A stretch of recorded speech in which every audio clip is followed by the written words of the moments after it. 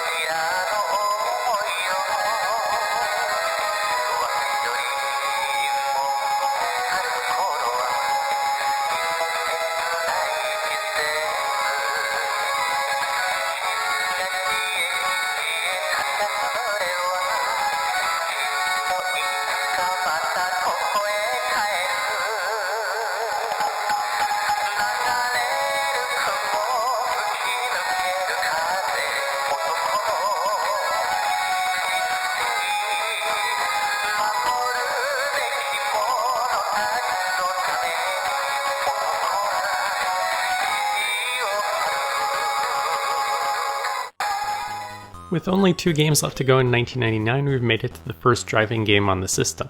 This episode's game is Bakusou Dekotora Densetsu for WonderSwan, developed by Human Entertainment, published by Naxat Soft, and released on December 29, 1999.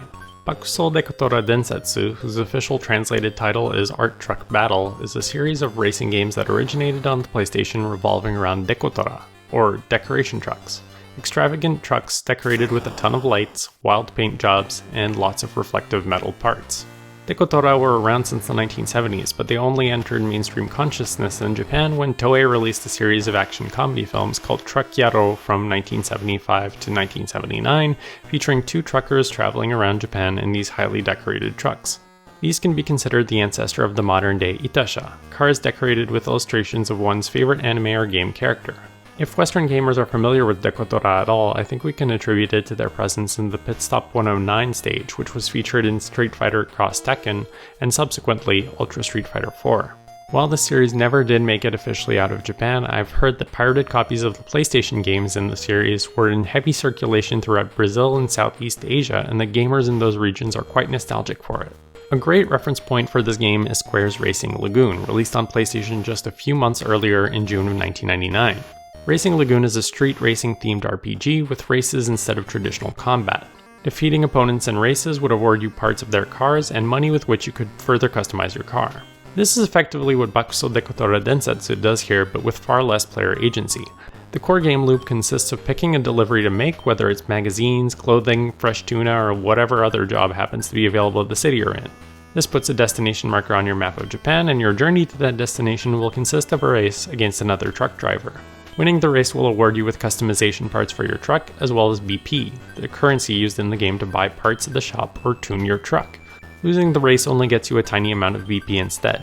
Your level of control during races is very limited. You have an accelerator and a brake button. Single tapping the left and right directions on the X directional pad enables your turn signal for that direction, and tapping it again actually moves you to that lane. This isn't the limitation that was brought on by developing this game for a handheld system, this is actually how the PS1 original played as well. I was surprised by this, since prior to writing this episode's script, I wasn't entirely familiar with how these games played, but it works surprisingly well. There are 2 main stats in this game, how attention-grabbing your truck is and how legendary you are. The attention-grabbing stat can easily be increased by merely equipping customization parts to your truck in order to make it stand out from all the normie truckers on the road.